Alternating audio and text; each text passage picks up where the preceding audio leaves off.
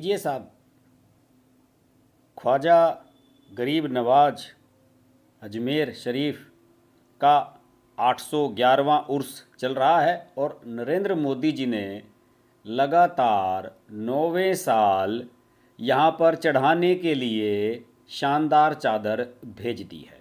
और सुबह से ये तस्वीर सोशल मीडिया पर वायरल हो रही है। मेरा तो दिमाग सुबह से ही घूम गया था कि आज रात का शो इसी पर ही होगा। इसलिए मैंने आप सब लोगों को शेड्यूल करते ही ये बता दिया था कि अपने कमेंट्स जो लोग चाहते हैं कि इसमें चर्चा में शामिल हों वो तुरंत लिखने शुरू कर दीजिए, वरना फिर ये मत कहिए कि मेरे कमेंट रह गए। आज आपको एक अजमेर शरीफ के बारे में एक दिलचस्प कहानी भी बताऊंगा और फिर बताइएगा कि आखिरकार ये मोदी जी का कदम कितना सही है और कितना गलत है। नमस्कार दोस्तों, जो लोग ट्विटर पर मुझे फॉलो करते हैं वो सुबह लगभग आज सुबह 10-11 बजे के करीब ही मेरा मूड भांप गए होंगे।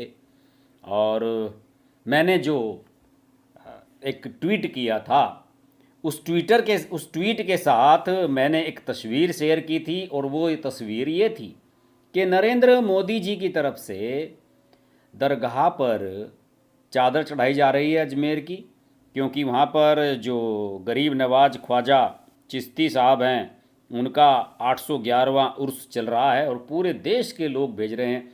खड़गे साहब ने भी भेजी है, अशोक गहलोत जो मुख्यमंत्री हैं राजस्थान के उनकी तरफ से तो खैर चढ़ाई जाएगी, और मोदी जी लगातार भेजते रहे हैं। और इस बार तो स्मृति ईरानी जी बड़ी खूबसूरत चादर बनवा कर लाई हैं और ये हवाले की जा रही है। देखिए, चिश्ती साहब के बारे में कुछ आपको आगे बताऊंगा और आपसे ये भी गुजारिश करूंगा, ये भी अपील करूंगा कि आप सब लोग इस डिबेट में शामिल हों और अपने विचार खुलकर एकदम निश्चल भाव से आप इस पर रखें कि ये क्या हो रहा है, क्या नैरेटिव देश में बनाने की कोशिश की जा रही है। देखिए, अभी बीजेपी की राष्ट्रीय कार्यकारिणी की बैठक हुई थी और राष्ट्रीय कार्यकारिणी की जो बैठक हुई थी दिल्ली में 2 दिन तक चली थी, जिसमें नड्डा जी का कार्यकाल बढ़ाया गया है।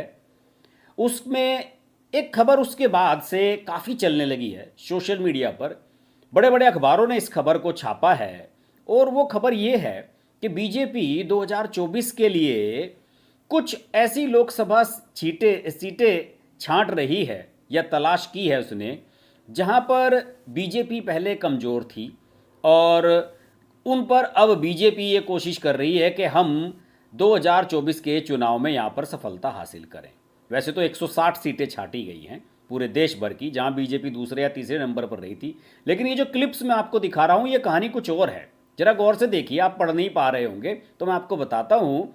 बीजेपी का अल्पसंख्यक मोर्चा है जिसके अध्यक्ष हैं जमाल सिद्दीकी, उन्होंने मीडिया के मार्फत ये खबर छपवाई है और उनका कहना है कि ये 60 सीटें ऐसी छांटी गई हैं जो मुस्लिम बहुल हैं और इन मुस्लिम बहुल सीटों पर जो देश भर में फैली हुई हैं, बीजेपी की कोशिश है कि हम अल्पसंख्यकों से संपर्क करने की कोशिश करेंगे और कुछ यात्राएं निकाली जाएंगी मार्च अप्रैल में और कुछ और भी कार्यक्रम आयोजित किए जाएंगे।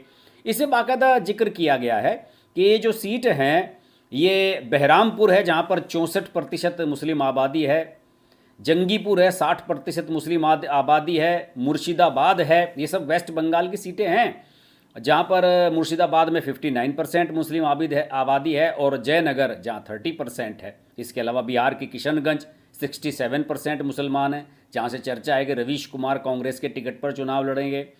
और इसके अलावा कटिहार है 38% मुसलमान हैं, अररिया पे 32%, पूर्णिया में 30% हैं और वायनाड जहाँ से राहुल गांधी हैं 57% मुसलमान हैं, मलप्पुरम 69%, पोन्नारी 64%, कोझिकोड 37%, वडाकरा 35% और कसारगोड 33%। ये सब की सब केरल की हैं जहाँ पर कांग्रेस ने 20 में से 15 सीटें जीती हुई हैं। इसके अलावा उत्तर प्रदेश की सीटें हैं, बिजनौर 38% हैं, पिछली बार हार गई थी बीजेपी, अमरोहा 37% हैं, कैराना 38%, नगीना 42%, संभल 46%, मुजफ्फरनगर 37%, रामपुर 49.14%, आजमगढ़ जो अभी रामपुर जहाँ से आजम खां थे और उनकी सीट खाली हुई थी उसके बाद उपचुनाव हुआ था और बीजेपी ने अभी यहाँ की लोकसभा और विधानसभा दोनों सीटें उपचुनाव में जीती हैं। मुजफ्फरनगर सीट को अगर छोड़ दूँ इनमें से तो 2019 में ये सारी सीट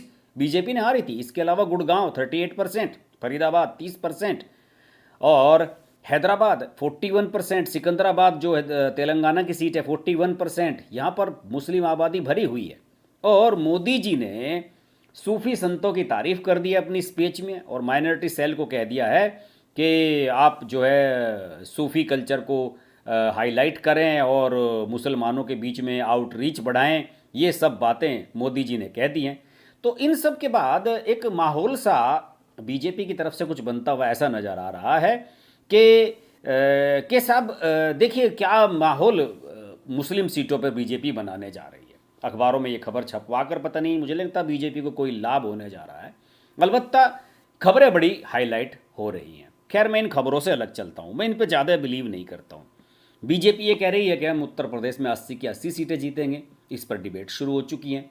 सत्यहिंदी.com पर सुन लीजिए, आज ही चर्चा हुई है इस पर कि 80 सीटें बीजेपी कैसे जीतेगी, क्या अल्पसंख्यक सीटें जीतेगी, क्या रामपुर मुरादाबाद ये सब सीटें भी जीत पाएगी। बहुत सारी चीज़ें हैं। लोग ये कह रहे हैं कि अगर आपको मुस्लिम वोट इतने ही ज़रूरी हैं और आप मुस्लिम सीटों पर इतना फोकस कर रहे हैं तो फिर आपके नेता चुनाव के समय ध्रुवीकरण की बातें क्यों करते हैं, जिससे कि ध्रुवीकरण हो हिंदू एक तरफ और मुसलमान एक तरफ। ये चर्चाएं चलने लगी हैं, इस तरह के नैरेटिव गढ़े जा रहे हैं। नुपुर शर्मा के प्रकरण के बाद से क्या अब ऐसा लगने लगा है कि मुस्लिम कंट्रीज़ जो हैं, गल्फ़ कंट्रीज़ हैं या पश्चिमी एशिया के जो देश हैं मुस्लिम आबादी वाले, उनकी नाराज़गी को कम करने के लिए नुपुर शर्मा प्रकरण के बाद क्या नरेंद्र मोदी थोड़ा सा सॉफ्ट हो गए हैं, थोड़ा सा सेकुलर होने की कोशिश कर रहे हैं? क्या इस वजह से ये किया जा रहा है? हालांकि ये जो चादर है ये 9 साल से चढ़वाई जा रही है, इसकी कहानी अलग है। लेकिन ये जो मुस्लिम सीटों पर आउटरीच की बात करी जा रही है कि बीजेपी मुस्लिम सीटों पर फोकस करेगी, इन सब बातों पर क्या नतीजा होगा? ये तो एक तरह से कहानी वही हुई कि दर्जी कन्हैयालाल को मार दिया गया उसमें राजस्थान में, और उस पर आप भगवा चादर चढ़ा दें कि यह साहब हमने तो इसका जो है अपनी तरफ से वो कर दिया है, अपनी संतुष्टि हमारी हो गई है। क्या इस तरह की बातें चल रही हैं सोशल मीडिया पर, बहुत कुछ आ रहा है। मोदी जी ने आज ये तस्वीर ट्वीट की, मैं एक बार फिर आपको दिखाऊंगा, और इसको कई लोगों ने रिट्वीट भी किया। और इसके नीचे मोदी जी के जो नरेंद्र मोदी का जो उनका ट्विटर हैंडल है उससे ये शेयर की गई, पीएमओ वाले ट्विटर हैंडल से शेयर नहीं की गई। और इसके नीचे के अगर आप कमेंट पढ़ने शुरू करेंगे तो लोगों के बड़े निराशाजनक कमेंट हैं। सब लोगों का ये कहना है कि ये वो नरेंद्र मोदी नहीं हैं जिन्हें हमने प्रधानमंत्री चुना था। हमने वो नरेंद्र मोदी प्रधानमंत्री चुना था जो गुजरात में एक कट्टर हिंदू फेस के रूप में उभर कर सामने आया था। और अब 8 साल के लगभग 8.5 साल 9 साल के करीब होने जा रहे हैं उसके कार्यकाल में वो नरेंद्र मोदी कहीं गुम होते हुए नजर आ रहे हैं, वो प्रेशर में दबते हुए नजर आ रहे हैं। आपको एक बात और बताता हूँ मैं आपको, ये लगभग 4-5 महीने पहले की बात है जब कन्हैया वाली घटना हुई थी, नुपुर शर्मा प्रकरण चल रहा था और सर तन से जुदा वाला नारा दिया जा रहा था, सोशल मीडिया पर चल रहा था। उस समय कुछ लोगों ने कहा था कि जो अजमेर का वो है दरगाह उसका बायकाट करो। ट्विटर पर बड़े ट्रेंड्स चले कि साहब यहाँ पर हिंदू क्यों जाते हैं या ईसाई क्यों जाते हैं, सिख क्यों जाते हैं, ये तो सूफी था, ये तो मुस्लिम था, इसकी दरगाह पर क्यों जाएंगे।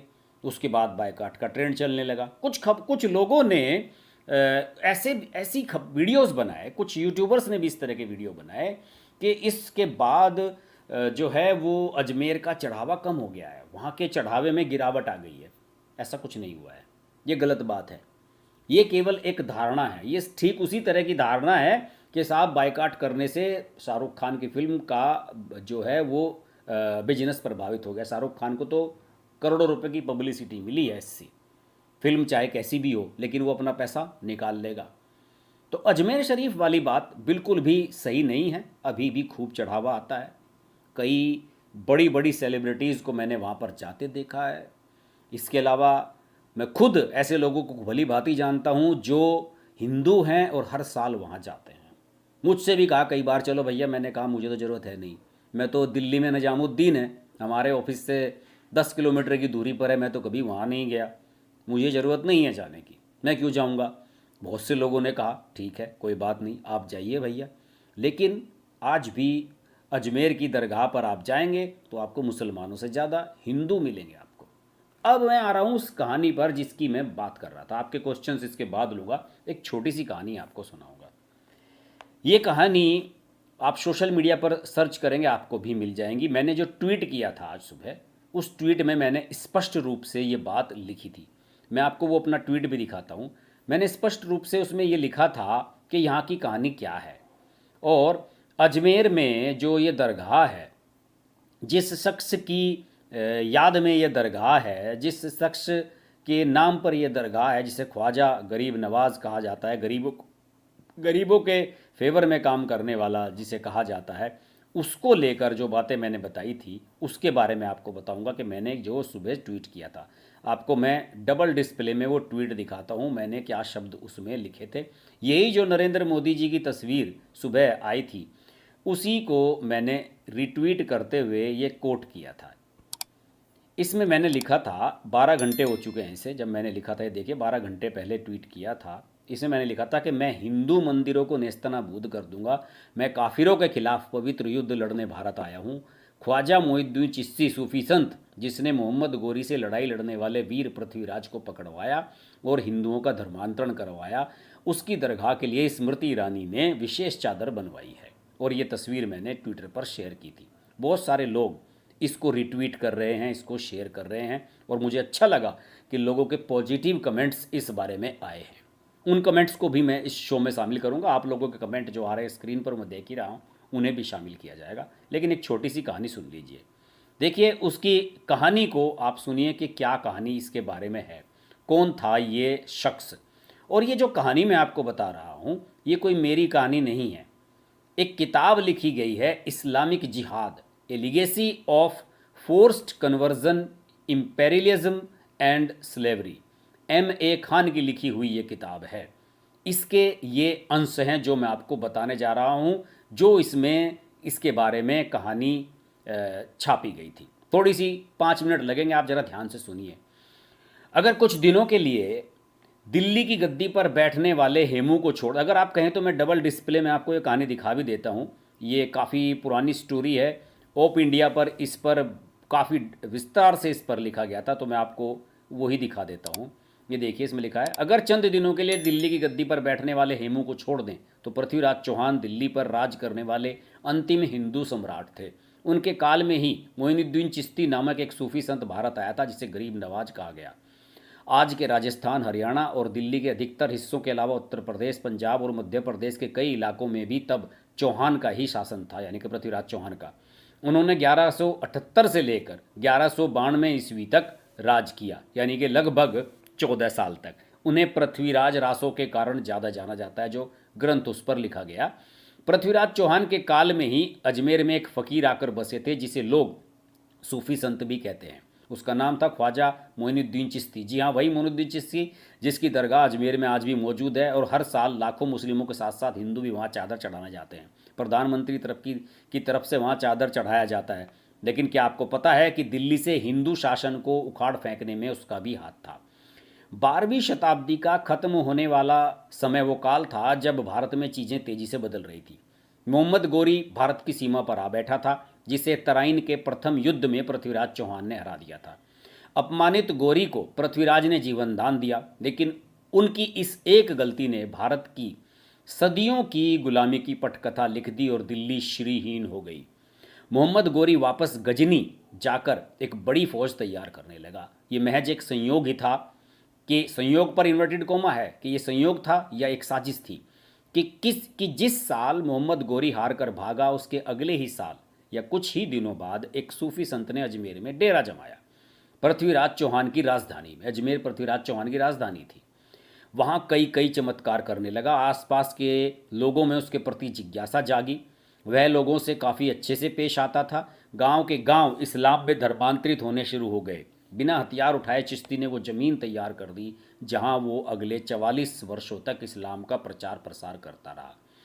1191 में गौरी हारा और 1192 में दोबारा लौट कर आया। इसी अवधि के बीच चिश्ती ने अजमेर में डेरा जमाया। आखिर ऐसे संवेदनशील समय में चिश्ती भारत क्यों आया था?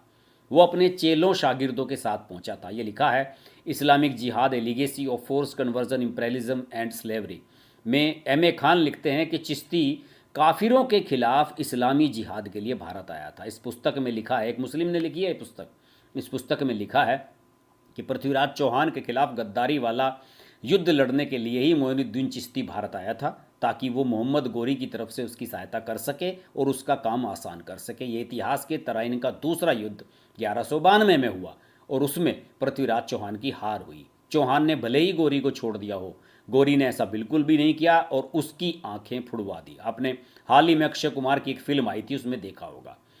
तभी तो पृथ्वीराज चौहान की हार के बाद ख्वाजा मोइनुद्दीन चिश्ती ने जीत का श्रेय लेते हुए कहा था कि हमने पिथौरा यानी कि पृथ्वीराज चौहान को जिंदा दबोच लिया और उसे इस्लाम की फौज के हवाले कर दिया।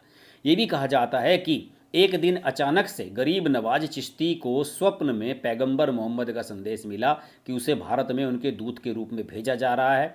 फिर वो भारत आ गया और उसकी सोच एकदम ऐसी ही थी जैसी कि जाकिर नायक की। M.A. खान की पुस्तक के अनुसार मोइनुद्दीन चिश्ती को निजामुद्दीन औलिया के बाद दूसरा सबसे बड़ा सूफी संत माना गया, लेकिन उसने अजमेर की आना सागर झील को अपवित्र कर दिया। उसने अल्लाह और पैगंबर की मदद से झील के किनारे बसे मंदिरों को झील में मिला दिया, जमींदोज कर दिया आना सागर झील में। साथ ही वो मंदिरों और उसमें स्थित मूर्तियों की पूजा होते देखकर भी खफा था। और बता दें कि इस्लाम में मूर्ति पूजा हराम है। ख्वाजा मोइनुद्दीन चिश्ती के चेले रोज एक गाय काट कर लाते थे और उसी झील के किनारे मंदिरों के प्रांगण के नज़दीक खाते थे, जहां राजा महाराजा से लेकर ब्राह्मण श्रद्धालु तक प्रार्थना किया करते थे। जहां मांस तक वर्जित था, वहां गौ मांस का कबाब चलने लगा। लोगों का यह भी मानना है कि चिश्ती ने आना सागर और पंसेना की दो झीलों को चमत्कार से सुखा दिया था, जो कि हिंदुओं के लिए पवित्र थे। इस आना सागर झील का निर्माण राजा अर्णोरा अनाजी ने 1135 से 1150 के बीच करवाया था। राजा अर्णोरा आनाजी सम्राट पृथ्वीराज चौहान के पिता थे। आज इतिहास की किताबों में अजमेर को हिंदू मुस्लिम समन्वय के पाठ के रूप में तो पढ़ाया जाता है, लेकिन यह जिक्र नहीं किया जाता है कि ये सूफी संत भारत में जिहाद को बढ़ावा देने और इस्लाम के प्रचार के लिए आया था, जिसके लिए उसने इस्लामी धर्मांतरण को ही अपना एकमात्र लक्ष्य बनाया। पृथ्वीराज चौहान को कई इतिहासकार भारत में मुस्लिम राज की एंट्री के लिए दोषी मानते हैं, क्योंकि उनके आसपास के हिंदू राजाओं के साथ संबंध अच्छे नहीं थे। जो पृथ्वीराज चौहान 11 वर्ष की उम्र में राजा बन गए थे, उन्हें धोखे से हराने के लिए इस्लामी आक्रांताओं को कई तिकड़म बुनने पड़े। हमीर महाकाव्य कहता है कि मोहम्मद गोरी को पृथ्वीराज ने 8 बार हराया था और कई अन्य राजाओं के राज उसे लौटाने को भी कहा था। 9वीं बार वो पृथ्वीराज को हराने में सफल रहा। पृथ्वीराज रासो और प्रबंध कोश की किताब की जो माने तो पृथ्वीराज चौहान ने मोहम्मद गोरी को 20 बार हराया और 21वीं बार वो खुद हार गए। हर बार उन्होंने गोरी को बिना नुकसान पहुंचाए छोड़ दिया। तराइन के प्रथम युद्धों के विवरण से ही स्पष्ट है कि पृथ्वीराज चौहान ने या तो मोहम्मद गोरी को की अति महत्वाकांक्षा को पढ़ने में भूल कर दी या निर्दयी शत्रु के सामने ज़रूरत से ज़्यादा उदारता दिखा दी और उसे छोड़ दिया। बहुत बड़ी बड़ी दोस्तों कहानियाँ भरी पड़ी हैं, मैं आपको सुनाता रहूँगा और आप यूं ही सुनते रहेंगे। आप में से बहुत सारे लोगों ने ये पढ़ी भी होंगी। हो सकता है कि किसी को बुरी लग रही हो। कुछ लोग कह रहे हैं कि आप मुसलमानों का महिमा मंडन कर रहे हो। मैं महिमा मंडन नहीं कर रहा हूँ, आंखें खोल रहा हूँ मेरे भाई। अगर आपको ये सब चीज़ें पसंद नहीं आ रही हैं तो प्लीज़ आप कान बंद कर लीजिए और इस चैनल को छोड़ के आप जा सकते हैं।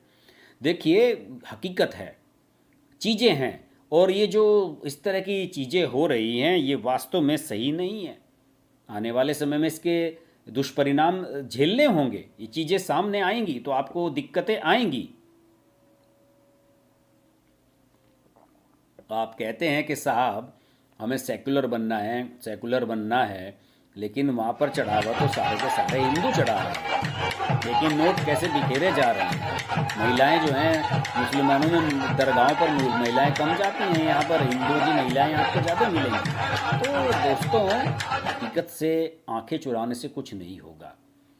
ये बहुत ज़रूरी है कि जो इस समय नैरेटिव बनाया जा रहा है उस नैरेटिव को किसी भी तरीके से रोका जाए। मैं वो कमेंट आपको पढ़कर नहीं सुना रहा हूँ जो नरेंद्र मोदी जी के इस ट्वीट के साथ जुड़े हुए हैं या स्मृति ईरानी के ट्वीट के साथ। आप खुद पढ़ लीजिएगा उनके ट्विटर हैंडल पर लोगों ने क्या क्या लिखा है। और वास्तव में हिंदू सेंटिमेंट्स जो कहते हैं कि हम नरेंद्र मोदी को इसलिए वोट देते हैं या कि वो कट्टर हिंदू हैं, या योगी आदित्यनाथ को इसलिए देते हैं कि वो हिंदुत्ववादी चेहरा है, लेकिन उन लोगों पर क्या बीतती है जिन लोगों ने वोट दिया और उनके सामने जब वामपंथी और कांग्रेसी ये तस्वीरें लहराते हैं कि देखिए मोदी जी तो अजमेर की जो दरगाह है उस पर हर साल चादर भिजवा रहे हैं। क्या समझे आप लोगों को ये वीडियो पसंद आया, और मुझे लगता है कि पसंद आया भी होगा, इसको शेयर ज़रूर करिएगा। जितना ज़्यादा चाहें आप इसको शेयर कर सकते हैं। आपसे फिर मुलाकात होगी। नमस्कार।